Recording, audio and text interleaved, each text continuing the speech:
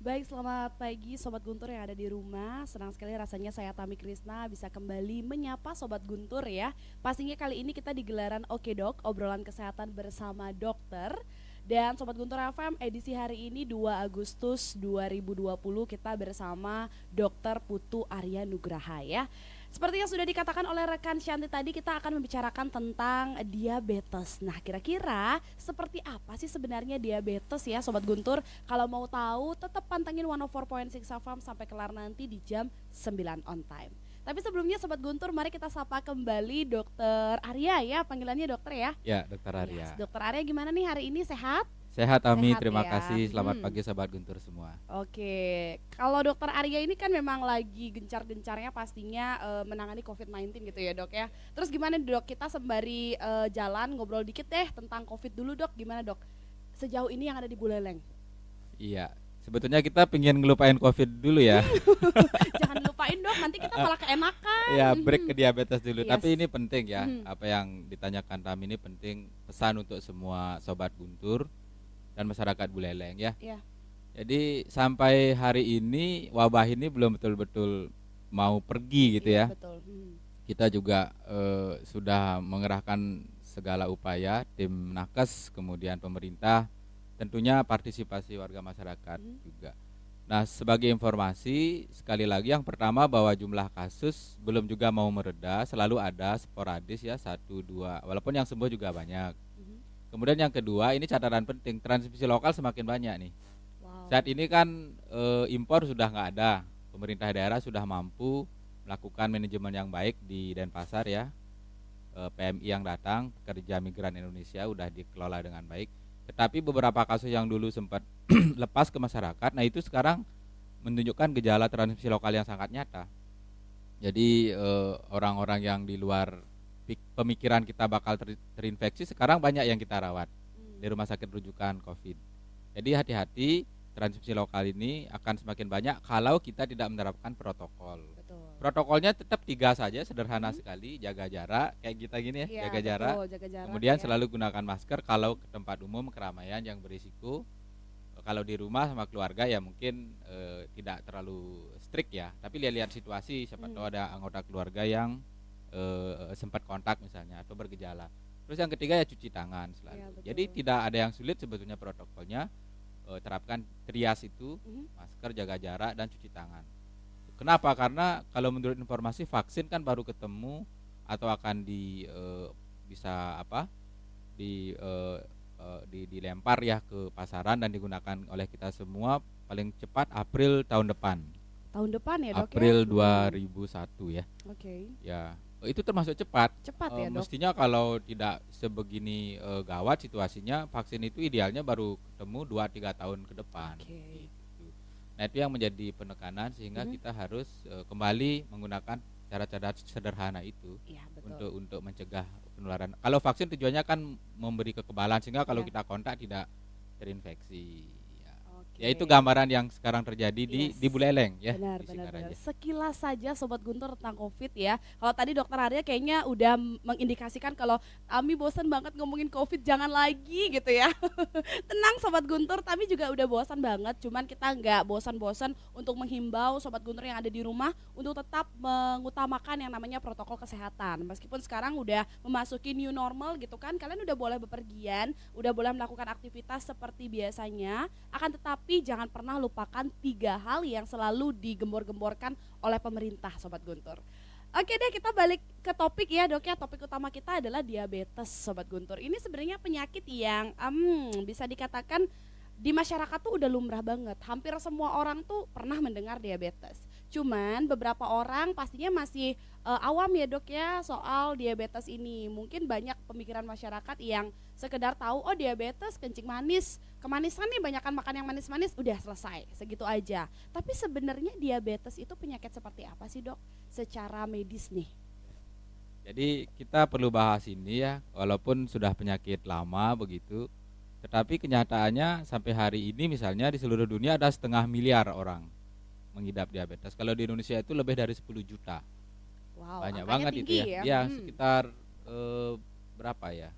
Kalau 10 juta dari 200 ribu juta, 200 juta penduduk, 10 juta itu berapa persen, 5 ya, 5. berapa 5% kan banyak itu. Iya. Nah kemudian kenapa kita bahas, karena memang ada tren menurut analisis global penyakit ini akan semakin tinggi perkembangannya ke Asia Afrika, ke negara-negara berkembang. Ini dikaitkan dengan lifestyle, pola hidup. Jadi kecenderungannya kalau negara berkembang itu saat ekonomi tumbuh, masyarakat tidak lagi mampu mengontrol gaya hidup mereka. Jadi gaya hidup yang dikatakan over kalori intake ya. Jadi makanan yang masuk, energi kalori yang masuk lebih banyak ketimbang yang dia gunakan. Jadi kita punya budaya pesta misalnya, kumpul-kumpul, makan-makan, tapi olahraga kurang. Nah, sebetulnya kalau kita bicara diabetes tipe 2, diabetes yang terjadi pada usia dewasa, paling banyak kaitannya ini, pola hidup ketimbang gen keturunan. Karena ada lagi satu jenis diabetes tipe 1, bawaan. Jadi sejak kecil anak-anak sudah mengidap diabetes. Itu tidak terkait dengan gaya hidup, tapi memang organ pankreasnya dia yang menghasilkan insulin terganggu. Tapi kalau kita yang dewasa, sejak awal pankreas bagus menghasilkan insulin, tapi karena gaya hidup yang tidak baik itu tadi terjadi namanya resistensi insulin.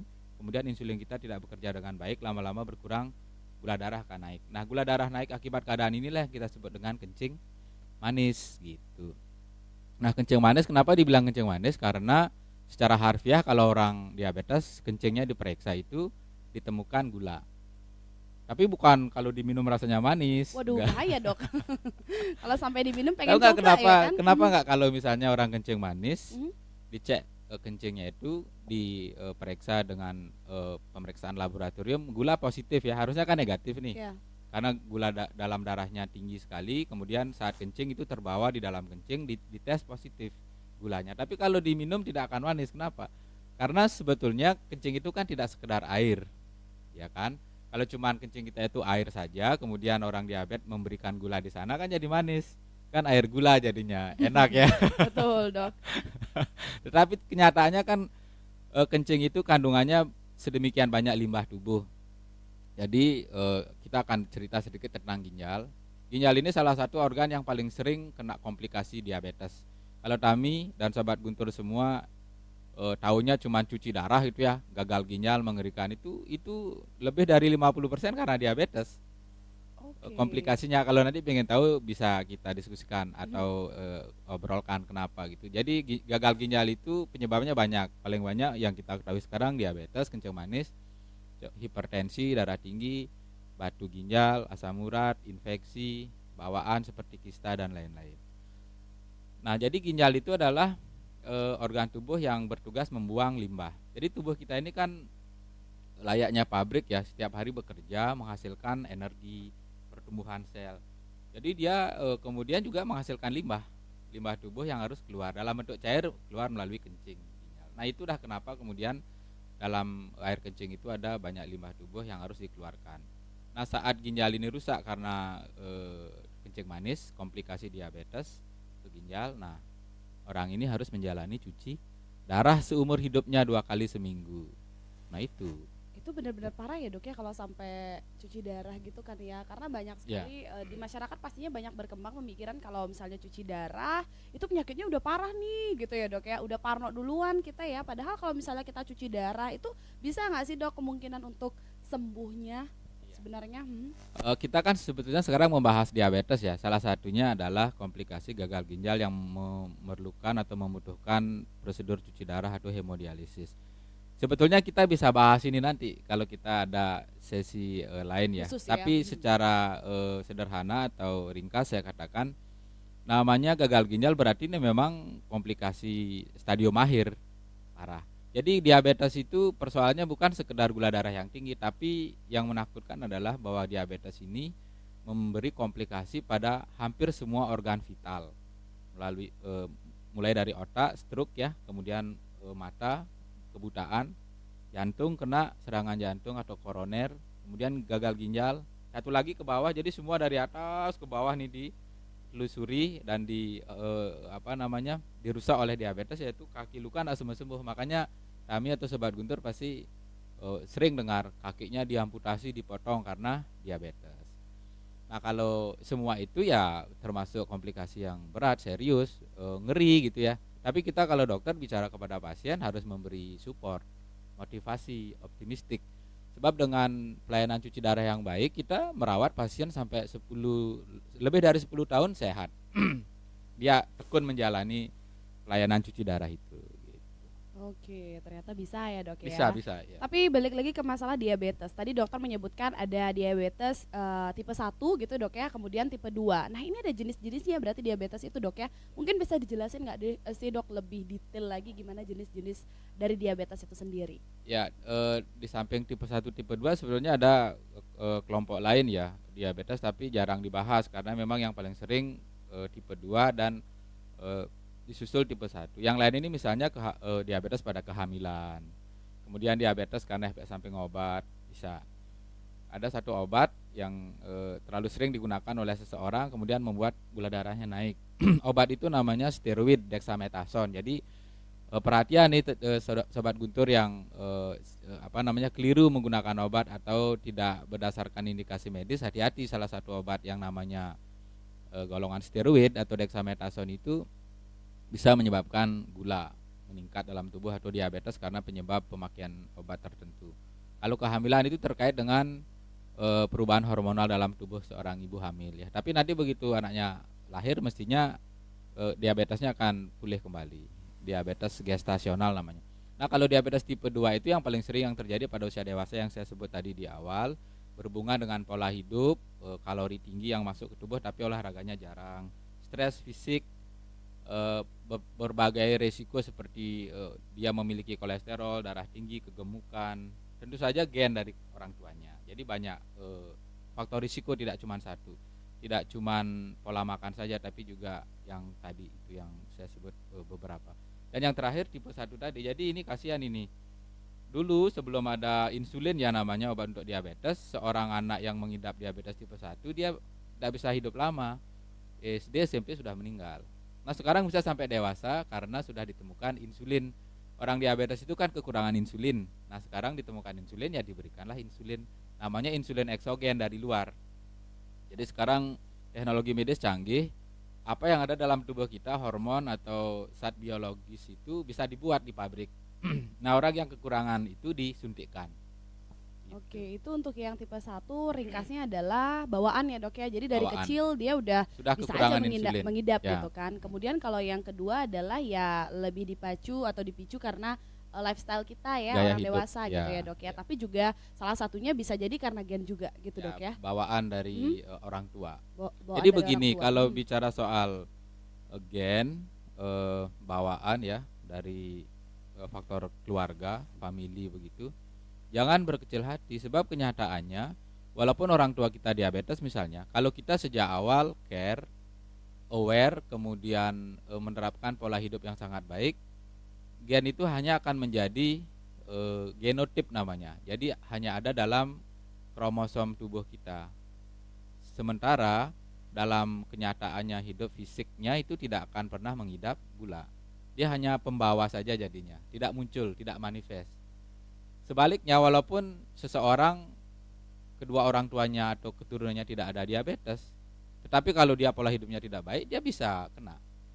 Jadi begitu. Jadi gen itu sekarang mudah kita untuk kasus diabetes kita modifikasi, manipulasi dengan gaya hidup yang lebih sehat biar dia tidak muncul. Oke, itu untuk yang memang orang dewasa yang Ya, kena ya dok ya. ya. Tapi kalau misalnya yang seperti yang tadi, udah dari kecil nih, apalagi SMP, SD tuh udah kita, kalau dulu ya dok ya, udah mohon maaf nih, udah meninggal gitu ya Sobat Guntur FM ya di SD, di SMP. Tapi sekarang tuh udah bisa ya dok ya, Bisa. karena udah ada insulin gitu Ya, kan, bisa teknologi tumbuh medis. sampai dewasa ya. Aha, seperti biasalah ya Ya. dok ya. Tapi kalau misalnya seperti itu dok ya, kira-kira kapan sih kita bisa mendeteksi nih? Misalnya kalau oh anak ini nih terkena diabetes karena bawaan gen dari orang tuanya gitu misalnya. Dari kapan dok kita bisa mendeteksi seorang anak memang membawa diabetes jenis 1 jadinya tadi ya? Ya sebetulnya itu kembali kepada sistem pelayanan kesehatan ya. Kalau di negara-negara maju mereka kan memiliki general check up atau deteksi dini secara reguler. Jadi pasien sebelum menunjukkan keluhan sebagian besar sudah diketahui kalau dia punya penyakit tertentu. Tapi kalau negara-negara berkembang seperti kita, apalagi struktur daerah geografisnya sangat menyebar sampai ke pedalaman, itu mungkin tidak bisa dilakukan dalam waktu dekat. Sehingga lebih banyak penyakit diketahui berdasarkan didahului atau diawali oleh gejala dan tandanya. Gejala misalnya diabetes. Diabetes ini kan gangguan metabolisme zat gula. Jadi seseorang kalau makan, minum apapun itu, zat tepung, daging, nasi ya, daging, sayur, buah-buahan, itu nanti kan tubuh dengan sangat pintar, smart ya, jenius tubuh kita mengkonversi zat makanan itu menjadi namanya glukosa. Apapun sumbernya, glukosanya itu kemudian ketemu insulin, oleh insulin dijadikan sumber tenaga yang kita gunakan untuk beraktivitas, dan sisanya disimpan dalam bentuk cadangan energi di dalam otot, di lemak, di liver, yang kemudian menjadi sumber pertumbuhan badan. Nah, jadi dari sana kami atau Sobat Guntur mungkin membayangkan kalau seandainya seseorang mengidap diabetes, terutama misalnya yang diabetes tipe 1 anak-anak atau juga diabetes tipe 2 orang dewasa, makanan yang kita makan itu sia-sia karena glukosa yang kemudian terbentuk itu tidak pernah bisa diolah menjadi tenaga maupun menjadi cadangan tenaga. Jadi dia mengambang di dalam darah tetap sebagai gula saja. Nah, itulah yang kemudian nanti kalau dicek kencingnya ikut nampak di luar. Idealnya kan gula itu habis untuk menjadi kalori untuk kita bekerja dan sisanya untuk cadangan tenaga. Itu juga penyebabnya kenapa orang diabetes kemudian merasa lemes saja. Padahal makannya banyak. Makannya banyak, tapi lapar lemes, terus lapar gitu kan, terus. Dok. Nah, kemudian karena dia tidak punya tenaga, gula ini tidak berguna gitu ya, sia-sia. Cadangan energi tubuhnya yang dipecah sehingga dia tambah kurus jadinya. Lemaknya, ototnya diambil gulanya dari sana kan tambah kurus. Ini aneh nih, banyak makan, lapar terus, tapi dia sebaliknya kok merasa lemes, tidak ada tenaga dan tambah kurus. Nah, dari gejala-gejala gitu seorang dokter atau mungkin keluarga yang sudah terdidik melihat, ini ada sesuatu dengan anak saya atau dengan suami saya, coba cek. Kalau ke dokter pasti dicek gulanya. Jadi gejalanya itu ada tanda-tanda lemes, padahal makannya banyak, berat badannya kok justru turun, kemudian pertumbuhan seorang anak tidak membaik. Nah, kemudian karena gula dalam darah itu memiliki sifat menarik air, menyebabkan orang itu kemudian sering kencing. Jadi kan dalam pembuluh darah itu tidak boleh banyak kelebihan cairan. Tubuh kita ini pintar, jadi begitu lebih banyak ada cairan dalam pembuluh darah, dia dibuang dalam bentuk kencing. Kencing terus semalam bisa 12 kali, kan tidak wajar, kan Iya, gitu kan? betul, Dok. Kita kencing mungkin sekali, paling banyak 2 kali. Gitu. Jadi itu kemudian lemes. Nah, karena tadi ada saya sebut komplikasi ke seluruh tubuh, ya kayak tadi misalnya kakinya kok kesemutan, usia muda kok kesemutan, atau luka kok enggak sembuh-sembuh, matanya kok kabur padahal masih muda, masih anak-anak. Nah, itu bisa menjadi dari sekian banyak gejala sistemik dari suatu diabetes. Oke, Ya. itu sekalian menjawab tanda-tanda orang terkena Ya, diabetes ya, betul. Dok ya. Jadi itu tanda-tandanya Sobat Guntur, jadi kenali sejak dini ya. Sekali lagi kalau kita oke Dok gitu kan, obrolan kesehatan bersama dokter itu tujuannya mengedukasi masyarakat sama penyakit-penyakit yang mungkin belum banyak diketahui ciri-cirinya, seperti yang tadi sudah disebutkan oleh Dokter Arya. Itu kalau tentang ciri-ciri ya, Dok ya. Kalau sebab-sebab gitu, Dok, mungkin ada beberapa makanan yang bukan tidak boleh dimakan tapi sedikit dikurangi gitu, Dok ya, agar kita tidak terkena diabetes. Mungkin bisa dikasih tahu, Dok, ke Sobat Guntur.